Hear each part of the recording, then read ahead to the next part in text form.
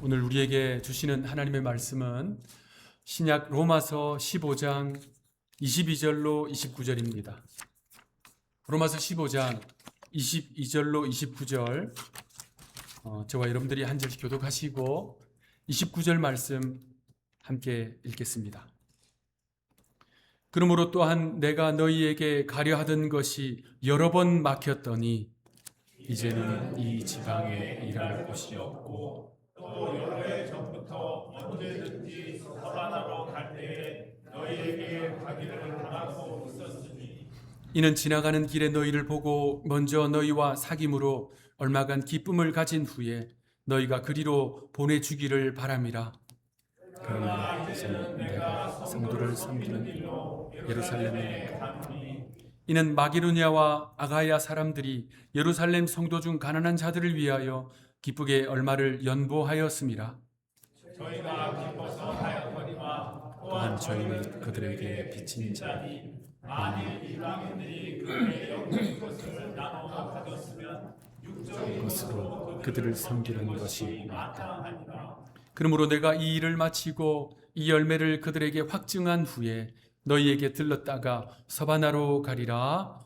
내가 너희에게 나아갈 때에 그리스도의 충만한 복을 가지고 갈 줄을 아노라. 아멘.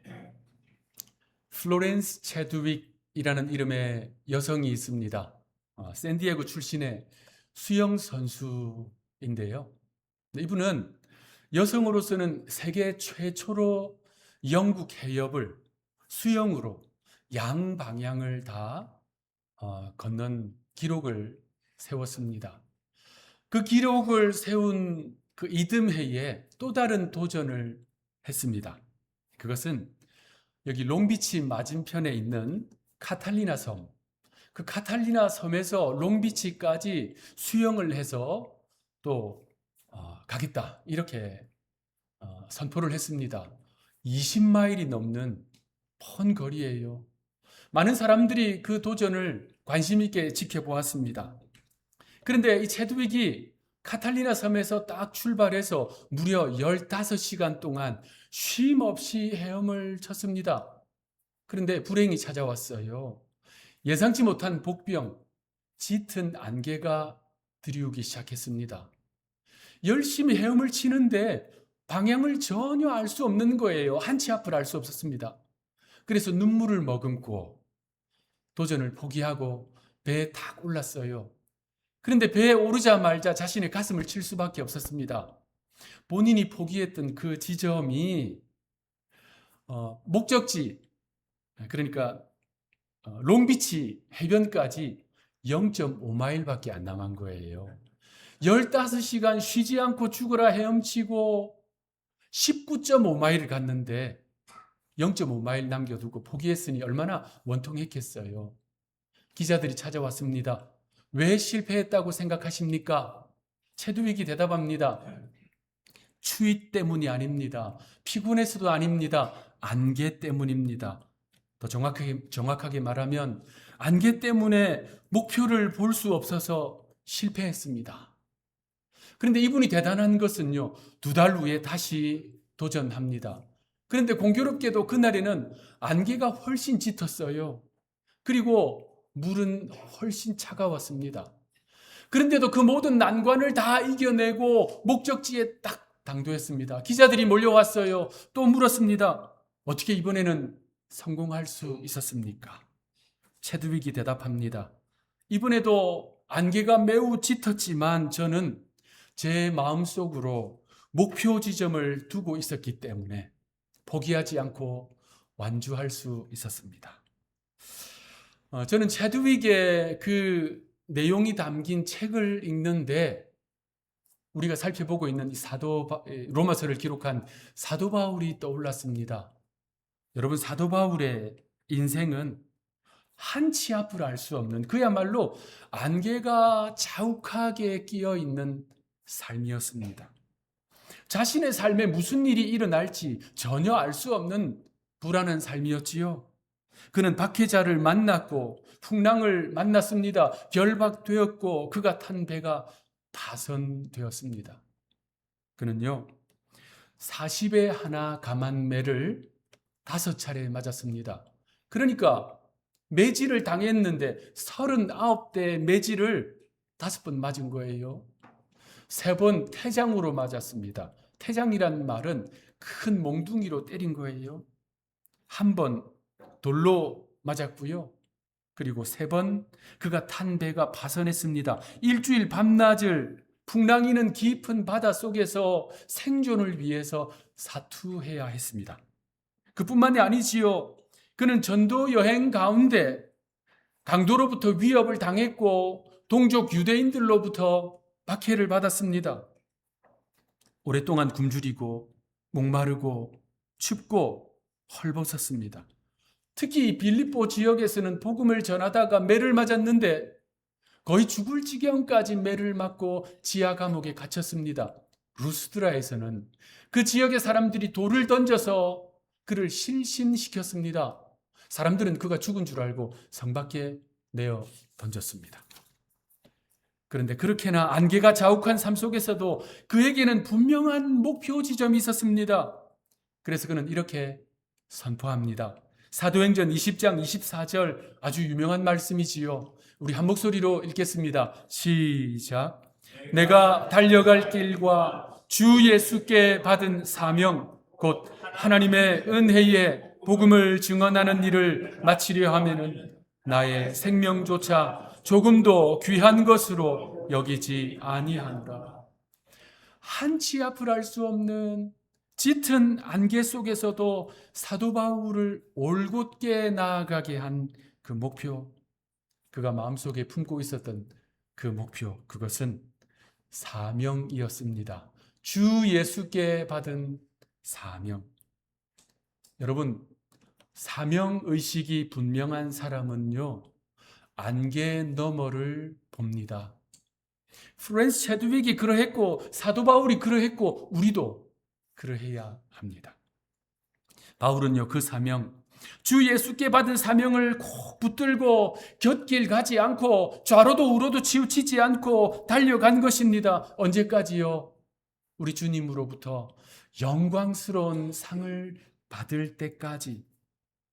그래서 그는 빌립보서 3장 14절에서 이렇게 선포합니다. 우리 한 목소리로 읽겠습니다. 시작. 표대를 향하여 그리스도 예수 안에서 하나님이 위에서 부르신 부름의 상을 위하여 달려가노라.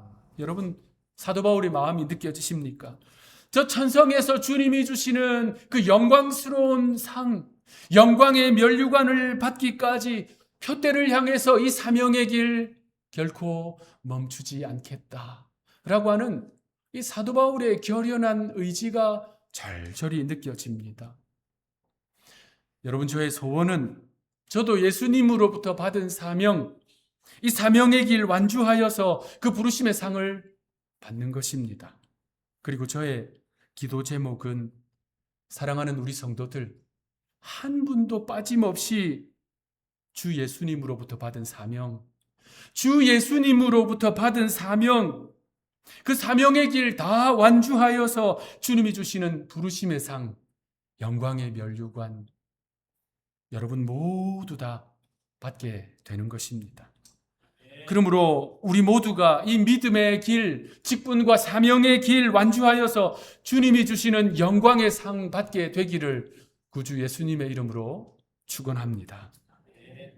우리가 살펴보고 있는 이 사도 바울의 로마서, 이 로마서는요, 그가 걸어간 사명의 발자취를 잘 보여주고 있습니다. 로마서는 전체 16장으로 되어 있습니다. 16장은 바울의 인사말입니다. 그 자체로도 중요한 내용을 담고 있어서 앞으로 차차 살펴볼 것인데요. 그 직전에 15장의 마지막 단락인 오늘 본문은요, 사실 본론의 결론 부분이다라고 말할 수 있습니다. 그는 오늘 본문을 통해서 이방인의 사도로 부름받은 자신이 어떠한 믿음의 길을 걸어왔고 어떠한 선교 사역을 했는지, 앞으로 선교 계획이 무엇인지 밝히고요. 그리고 로마 교회 성도들을 향해서 중보 기도를 요청합니다. 여러분, 바울은요, 여러 해 전부터 이 로마를 방문하려고 했습니다. 그런데 그때마다 계획이 무산되고 길이 다 막혔습니다. 로마서를 읽다 보면 그가 여러 차례 나 로마로 갈 것입니다라고 말했다는 것을 알 수 있습니다. 로마서 서두에서부터 그 내용이 나옵니다. 로마서 1장 10절 우리 함께 읽겠습니다. 시작. 어떻게 하든지 이제 하나님의 뜻 안에서 너희에게로 나아갈 좋은 길 얻기를 구하노라. 너희에게 나아갈, 로마에 있는 성도들을 향해서 나아갈 좋은 길 얻기를 구하노라라고 기도한 거예요. 그리고 그 뒤에 로마서 1장 13절 또 읽겠습니다. 시작. 형제들아, 내가 여러 번 너희에게 가고자 한 것을 너희가 모르기를 원하지 아니하노니 이는 너희 중에서도 다른 이방인 중에서와 같이 열매를 맺게 하려 함이로되 지금까지 길이 막혔도다. 이미 로마서 1장 이 시점 이전에 여러 차례 시도했다는 거예요. 그런데 길이 막혔도다. 또 오늘 본문 이제 로마서가 거의 끝나가는 이 시점 오늘 본문 22절 그러므로 또한 내가 너희에게 가려 하던 것이 여러 번 막혔더니 바울이 이토록 로마에 가려고 한 이유가 무엇입니까? 관광이 아니지요. 여행이 아닙니다. 대제국의 수도 로마, 그 시대 최첨단의 수도 아닙니까? 수많은 인구, 화려한 건축물들, 아름다운 예술품이 즐비한 그곳, 그거 보려고 가는 것이 아니잖아요.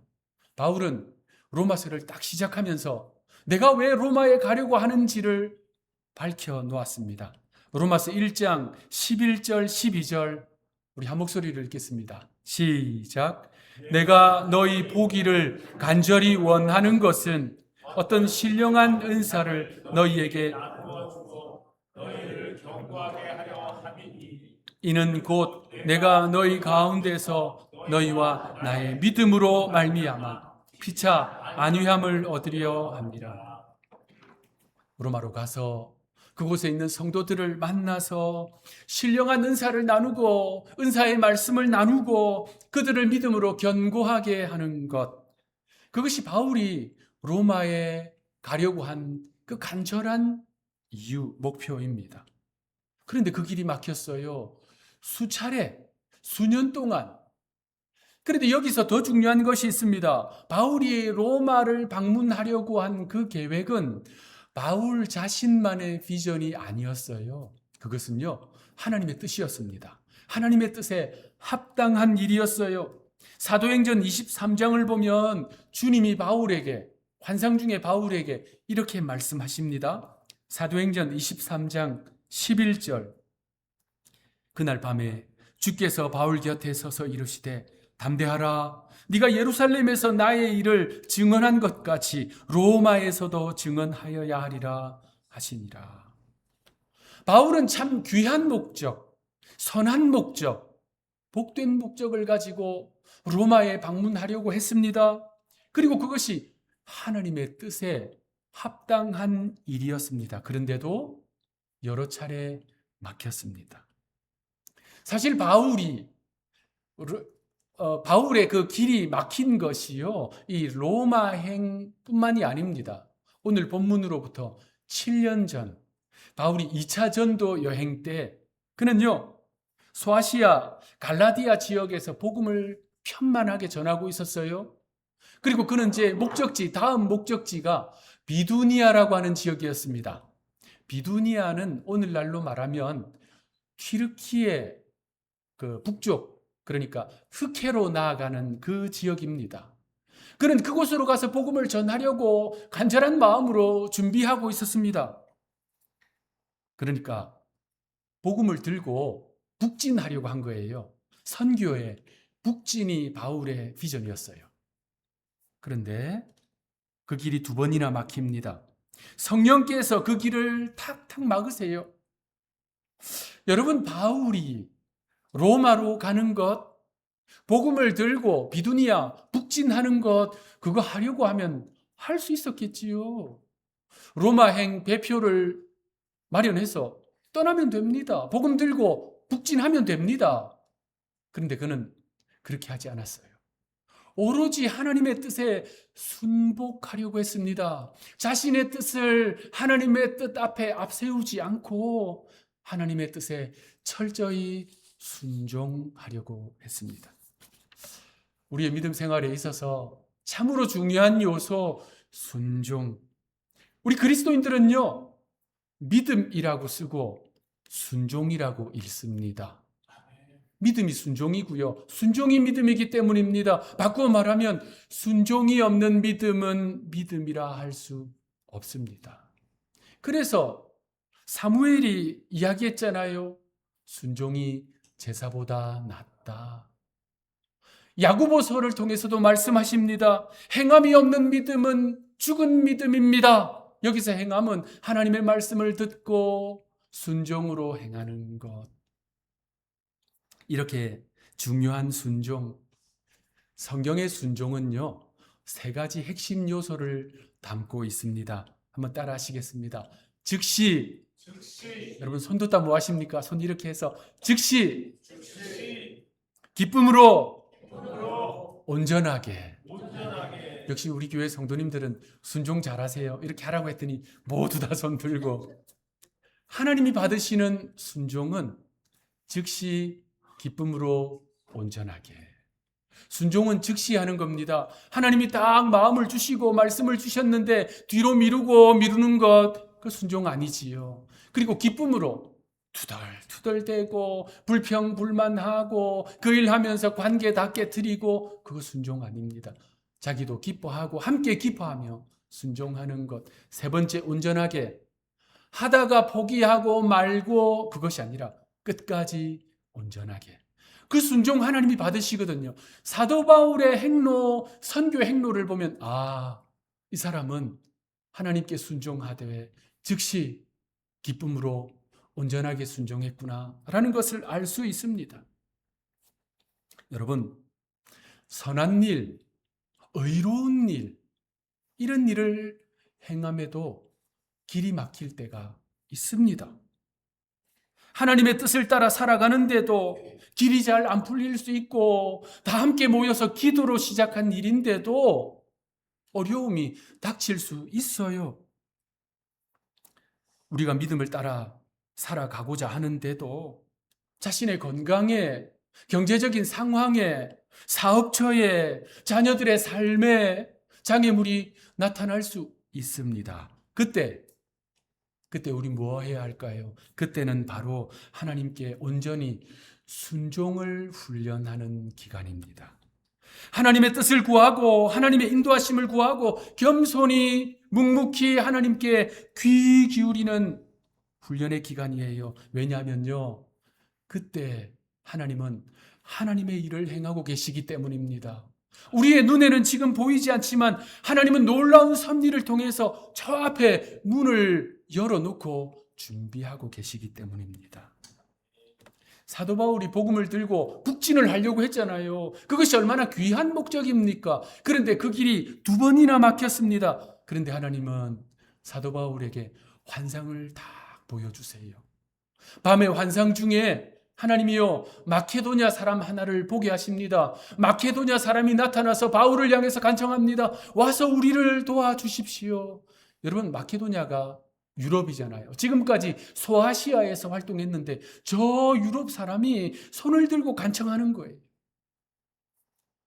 그 일을 계기로 복음이 북진이 아닌 서진을 하게 됐습니다.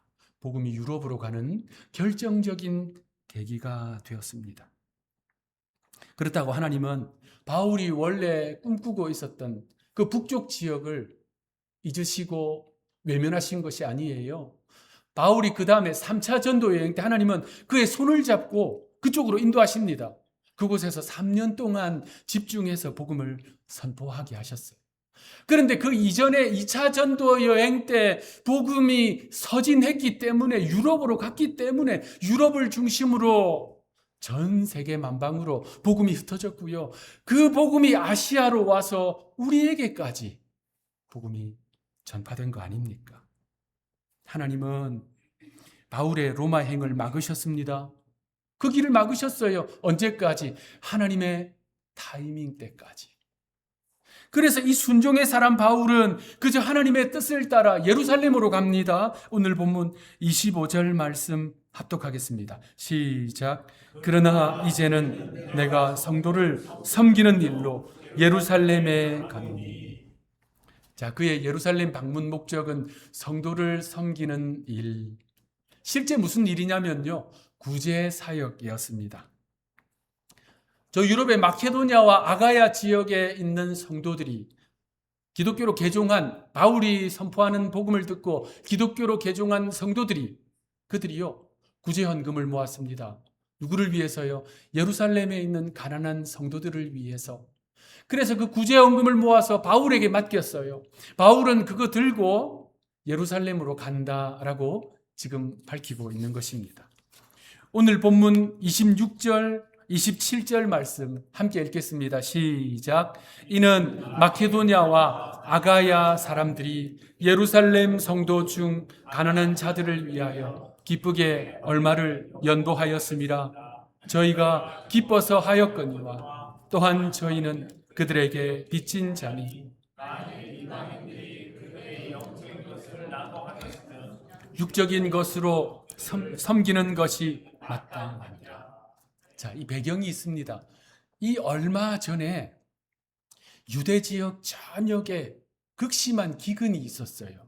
사도행전 11장에도 그 내용이 나오거든요. 기근이 얼마나 심각했는지 유대의 통치자는 애굽까지, 이집트까지 찾아갔어요. 그래서 이 곡식을 사와서 백성들에게 나누어 주었는데도 턱없이 부족했습니다. 그래서 유대 전역에서 아사자들, 굶어 죽는 사람들이 속출하기 시작했습니다. 그 시대 그 내용은 성경뿐만 아니라 그 당시에 유대 역사가였던, 기독교인이 아니에요, 유대인입니다, 요세푸스의 그 역사 기록에도 그 내용이 나옵니다. 그렇게 극심한 기근의 후유증으로 다들 어려워하고 있는데 엎친 데 덮친 격으로 기독교인들은 어떻게 했을까요? 그리스도인들은요, 박해를 받고 있었잖아요. 지난 주일에 말씀드린 것처럼 유대인들이 그리스도인들의 집을 급습하여서 체포해서 감옥에 끌고 가 투옥해 버렸습니다. 그리고 거기서 더하여 그리스도인들의 재산을 몰수해 버렸습니다. 자, 그러면 남아있는 자녀들, 노인들, 노약자들 어떻게 살아가야 됩니까? 기근으로 인하여서 어려운데 박해를 당하고 재산을 몰수당했습니다. 하루도 살기 힘들지요. 그 소식을 전해 들은 바울은 이방 땅에 있는 교회들을 향해서 구제헌금에 동참해 주십시오 라고 요청했습니다. 이방 땅에 생겨난 여러 성도들의 모임인 그 교회들은요, 기꺼이 즐거운 마음으로 구제헌금에 동참했습니다. 특히 마케도니아 사람들은요, 그들 자신도 가난한 가운데 최선을 다해서 풍성한 연보가 넘치게 했다. 서신서는 기록하고 있습니다. 여러분, 우리 하나님은요, 인색함이 아닌 즐겨내는 자를 기뻐하십니다. 물질이 있는 곳에 마음이 있다. 예수님이 말씀하셨어요. 자신의 마음이 하나님께 있다는 것, 자신의 주인이 하나님이시라는 것, 자신이 소유하고 있는 이 모든 것의 주인은 하나님이시라는 것, 우리는 그저 이 땅을 살아가는 동안에 청직이라는 것, 그것을 표현하는 것이지요. 오늘 본문에서 바울은 이방인 성도들에게 그래서 이렇게 표현합니다. 유대인들로부터 복음을 전해받았으니, 유대인들로부터 영적인 것을 전해받았으니, 그래서 복음의 빚진 자이니 육적인 것으로 그들을 돕고 섬기는 것이 마땅하다. 우리 그리스도인들은 복음을 받았고 구원의 은혜를 받았고 말씀을 듣고 영생의 길을 깨닫고 있습니다. 그렇다면 그 받은 은혜 마음속에서만 머물러서는 안 됩니다. 영적인 은혜를 받은 사람은 육적인 것으로 섬기는 것이 마땅합니다. 그것이 오늘 본문 27절의 내용입니다. 그것이 우리의 신앙의 원리입니다. 그러니 복음으로 구원받은 사람들의 감사는 시간과 물질과 수고로 이어지는 섬김으로 나타나는 것이 성경의 가르침입니다. 자, 그러한 실천으로 모금된 구제금을 전하기 위해 바울은 이제 예루살렘으로 간다라고 밝히고 있고요. 예루살렘에서의 그 모든 일정을 다 마무리하면 로마와 서바나, 스페인으로 갈 것이다 밝히고 있습니다. 그는 그가 전한 대로 이후 로마로 갔습니다. 그런데 그 로마로 가는 길이 너무나도 어려웠어요. 녹록하지 않았습니다. 여기서 예루살렘으로 가자마자 체포됩니다. 그리고 2년 동안 감옥에 투옥됩니다. 그리고 죄수의 신분으로 로마로 압송되는데 가는 길도 너무 어려웠습니다. 가다가 유라굴로라고 하는 광풍을 만났지요. 사도행전에 그 내용이 나오잖아요. 배가 완전히 파손되어 버렸습니다. 물에 빠져서 많은 사람들이 죽었습니다. 그러한 모든 어려움 속에서도, 그 짙은 안개 속에서도 바울은 사명의 길 멈추지 않고 완주해냅니다. 앞서 도입부에 소개한 수영선수 플로렌스 차드윅이 그 짙은 안개 속에서도 목적지까지 완주할 수 있었던 것, 그 중심에 목표가 분명했기 때문이다 말씀드렸습니다. 사도 바울이 고난과 역경이 있고 때로 그 가는 길이 막히고 그 문들이 턱턱 막히고 그 길이 굽어 도는 것처럼 보였지만 표대를 향해서 우리 주님이 부르신 그 부르심을 향해서 끝까지 달려갔습니다. 여러분, 우리에게는요, 아직도 가야 할 길이 있습니다. 우리는 아직 완주하지 않았습니다. 여러분은요, 아직 완주하지 않았어요. 저 천성에 딱 입성하면서 두 팔 벌려 기다리고 계신 예수님을 만나기 전까지 우리는 아직 완주하지 않았습니다. 오늘 감당해야 할 사명이 있고요. 내일 걸어가야 할 믿음의 길이 있습니다. 그러므로 그 길에 안개가 자욱해도 길이 막혀도 주신 사명 꼭 붙들고 완주해내는 저와 여러분들 되시기를 바랍니다. 한 인물을 소개해 드리면서 오늘 말씀 마무리하겠습니다. 어느 중학교 졸업식이 있었습니다. 졸업을 한 몇 명의 학생들이 학교 가까이에 있는 식당으로 갔어요. 그곳에서 이제 식사를 하면서 졸업의 기쁨을 만끽했습니다. 그런데 이 친구들이 참 괜찮은 친구들이었나 봐요. 식사를 하면서 돌아가면서 자신의 꿈 이야기, 자신의 미래에 대한 이야기를 아이들이 쭉 했습니다. 나는 과학자가 될 거야. 나는 교수가 될 거야. 자, 그렇게 자신의 꿈 이야기를 쭉 돌아가면서 하는데 그 중에 한 친구가 이야기합니다. 나는 목사가 될 거야. 자, 그런데 마침 그 식당 안에 도산 안창호 선생이 있었습니다. 도산 안창호 선생은요, 그 어린 친구들의 이야기를 흐뭇하게 듣다가 식사를 중단하고 아이들이 있는 곳으로 갔습니다. 그러면서 아이들에게 이렇게 격려해 주었습니다. 너희들이 장차 이 나라를 이끌어갈 위대한 기둥들이구나. 조금 전에 너희들이 말한 그 꿈 그대로 이루어지기를 바란다. 그리고 나서 이분이요, 나는 목사가 될 거야 라고 했던 그 중학교 3학년 졸업한 친구를 딱 바라보면서 이름을 물어봤습니다. 그 학생의 이름은 정대위였습니다. 도산 안창호 선생이 그 정대위 학생을 향해서 이렇게 말했습니다. 정 목사님, 앞으로 훌륭한 목사님이 되실 줄 믿습니다. 그렇게 되기를 기도합니다. 안창호 선생이 이 독실한 장로교 신자였잖아요. 어린 정대위 학생은요, 그 말에 큰 충격과 도전을 받았습니다. 그리고 그 말을 마음판에 아로새겼어요. 이후 고등학교에 가서도 그 말을 늘 떠올렸습니다. 나는 민족의 지도자 도산 안창호 선생이 인정해 준 사람이다. 나는 훌륭한 목사가 될 것이다. 그분이 나를 훌륭한 목사라고 불러주셨으니 나는 반드시 그렇게 될 것이다. 이 학생은 이후 열심히 공부합니다. 그리고 존경받는 목회자, 신학자, 교육자가 됩니다.